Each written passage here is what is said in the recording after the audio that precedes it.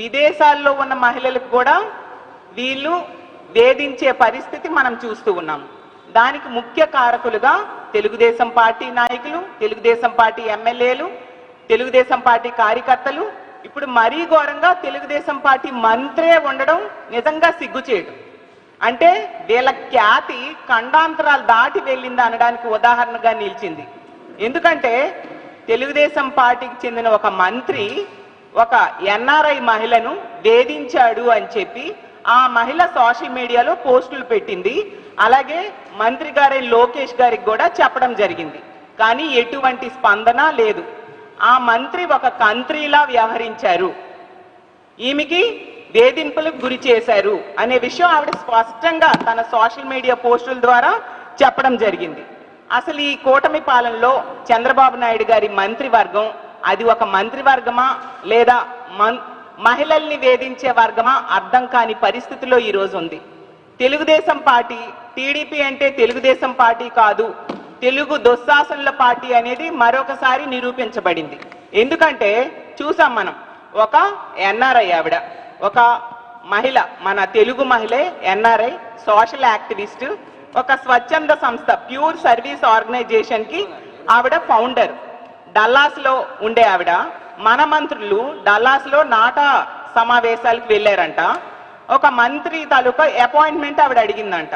తన service activities లో భాగంగా సహాయం కోసం అపాయింట్మెంట్ అడిగితే ఈ మంత్రి గారేమో ఆవిడికి ఒంటరిగా కాఫీ షాప్కి రమ్మని చెప్పడం జరిగిందంట. ఆవిడ టీంతో వస్తానంటే లేదు ఒంటరిగా రండి అని ఇతను చెప్పడం జరిగిందంట.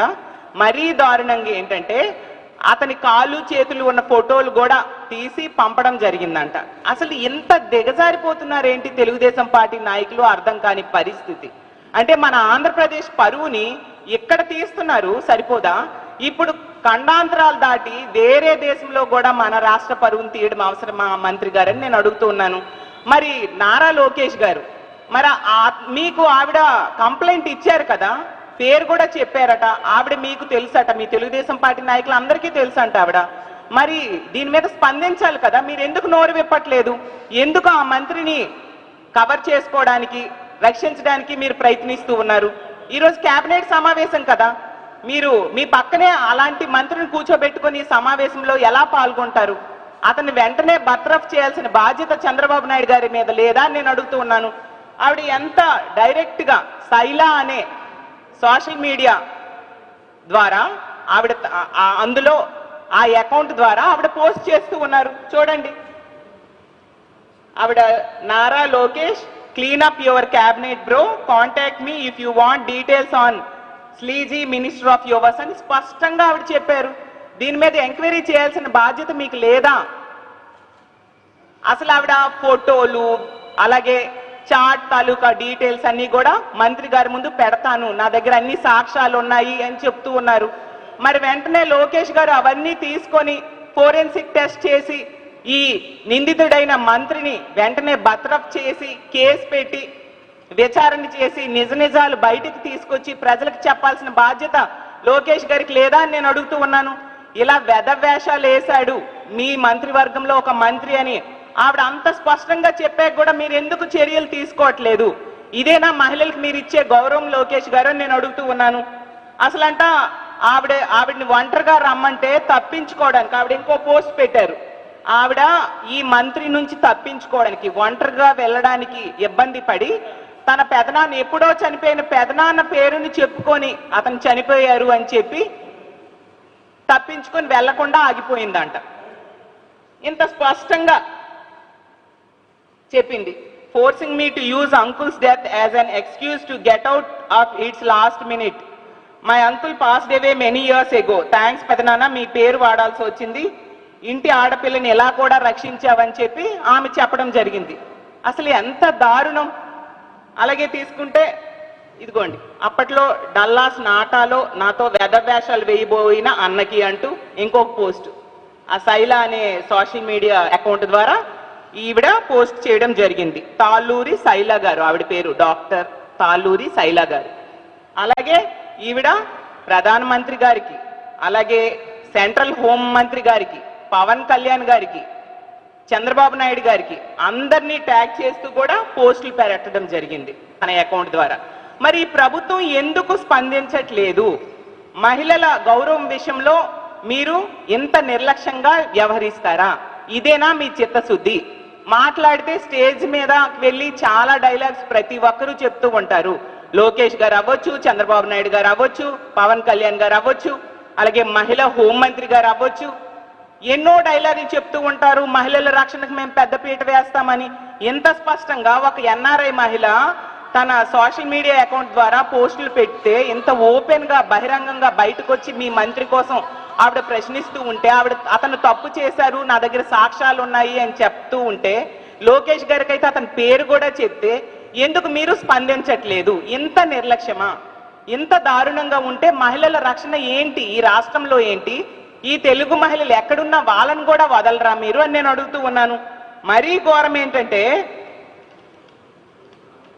ఈరోజు కేబినెట్ సమావేశం జరుగుతూ ఉంది.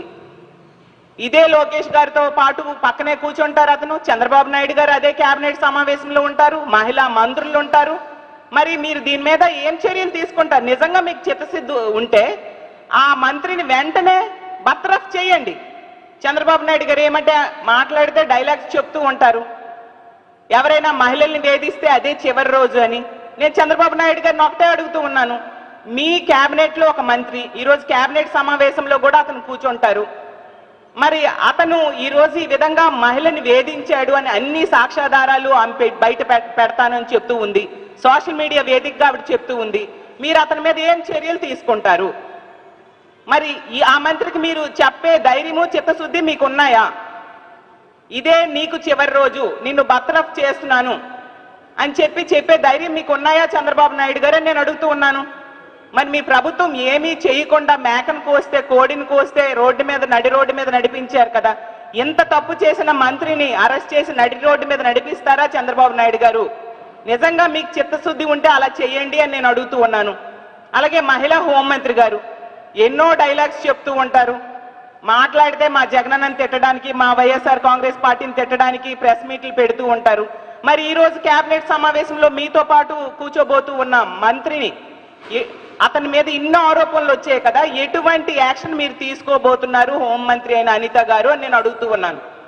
మరి ఆ రోజు చెప్పారు కదా, నేరస్తుల్ని మేము ఎగ్జిబిట్ చేస్తాం అని చెప్పి కోడిని కోసినా, కేక్ కట్ చేసినా, మేకను కోసినా మా వైఎస్ఆర్ కాంగ్రెస్ పార్టీ కార్యకర్తల మీద కేసులు పెట్టి నడి రోడ్డు మీద నడిపించారు కదా. మరి మీ సహచర మంత్రి ఇంత దారుణంగా ఒక ఎన్ఆర్ఐ తెలుగు మహిళని వేధించినందుకు అతని మీద ఏమి చర్యలు మీరు తీసుకుంటున్నారు? నిజంగా మీకు చిత్తశుద్ధి ఉంటే ఆ మంత్రిని నడి రోడ్డు మీద నడిపించండి, అతన్ని పబ్లిక్ ముందు ఎగ్జిబిట్ చేయండి హోంమంత్రి గారని నేను అడుగుతూ ఉన్నాను. అంటే మహిళల రక్షణ మీకు పట్టదా? ఇలా గాలికి వదిలేస్తారా? అలాగే మిగతా ఇద్దరు మహిళా మంత్రులు ఉన్నారు, సంధ్యారాణి గారు అవ్వచ్చు, సవిత గారు అవ్వచ్చు. మరి మీరిద్దరు ఏం చేస్తున్నారమ్మా? మీతో పాటు కేబినెట్ లో కూర్చుంటున్నారు కదా ఆ మంత్రి. మరి ఆ మంత్రిని మీ ముగ్గురు మహిళా మంత్రులు కలిపి మెడపట్టి బయటికి గెంటేసే ధైర్యం మీకు ఉందా? ముగ్గురు మంత్రులకి, మహిళా మంత్రులకి నేను అడుగుతున్నాను. మీరు ఒక మహిళలు, ఒక ఎన్ఆర్ఐ మహిళని ఇంత దారుణంగా నాటా సమావేశాలకు వెళ్ళి ఆవిడేమో ఏదో సర్వీస్ యాక్టివిటీస్ కోసం అపాయింట్మెంట్ అడిగితే ఒంటరిగా రమ్మని ఆమెను వేధించాడు అతను. ఏ విధంగా అలాంటి వ్యక్తితో పాటు కేబినెట్ సమావేశంలో మీరు పాల్గొంటారు? చంద్రబాబు నాయుడు గారి మీద ఒత్తిడి తీసుకొచ్చి అతన్ని శిక్షించాల్సిన బాధ్యత మహిళలైన మీ ముగ్గురు మీద లేదా అని నేను అడుగుతూ ఉన్నాను. అలాగే ఆవిడ తన పోస్టులో స్పష్టంగా ప్రధానమంత్రి గారిని, అలాగే కేంద్ర హోంమంత్రి గారిని, సీఎంని, అలాగే డిప్యూటీ సీఎం అయిన పవన్ కళ్యాణ్ గారిని కూడా జోక్యం చేసుకోమని పెట్టడం జరిగింది. మరి పవన్ కళ్యాణ్ గారు జోక్యం చేసుకోవాలి కదా. ఎవరైనా మహిళ మీద చేయేస్తే తాట తీస్తాను అని డైలాగులు చెప్పారు కదా, మహిళల్ని వేధిస్తే తాట తీస్తాను అని చెప్పారు కదా పవన్ కళ్యాణ్ గారు.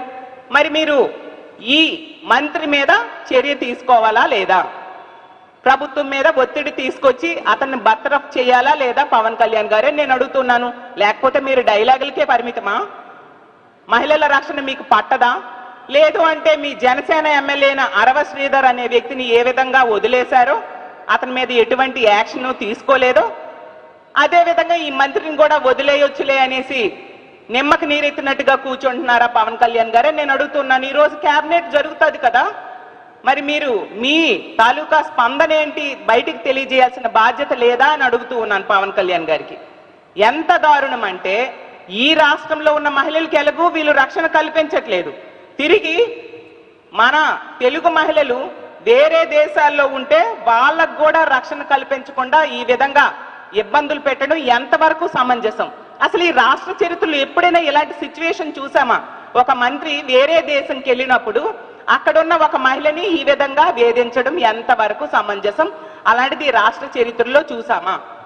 అసలు చంద్రబాబు నాయుడు గారి ప్రభుత్వంలోనే ఇలాంటి విచిత్రాలు అన్నీ కూడా, ఇలాంటి జుగుత్సాకరమైన సన్నివేశాలన్నీ కూడా మనం చూస్తూ ఉన్నాము. ఆ మహిళ చెప్తూ ఉంది, లోకేష్ గారిని అడుగుతూ ఉంది స్పష్టంగా సోషల్ మీడియాలో, యాక్షన్ తీసుకోండి, ఆ మంత్రి మీద ఎంక్వైరీ వేయండి, అరెస్ట్ చేయండి, కేసు పెట్టండి ఆవిడ అడుగుతూ ఉంది. మరి ఎందుకు మీరు ఎవ్వరూ స్పందించట్లేదు? మరి మహిళల గౌరవం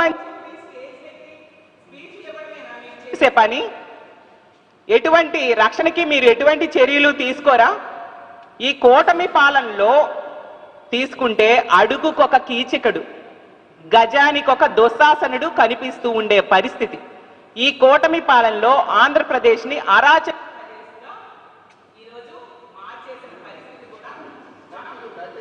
చూస్తూ ఉన్నాం. ఎందుకంటే ఎంత దారుణం అంటే మొన్ననే చూసాం. గుంటూరులో తీసుకుంటే, గుంటూరులో ఒక మహిళని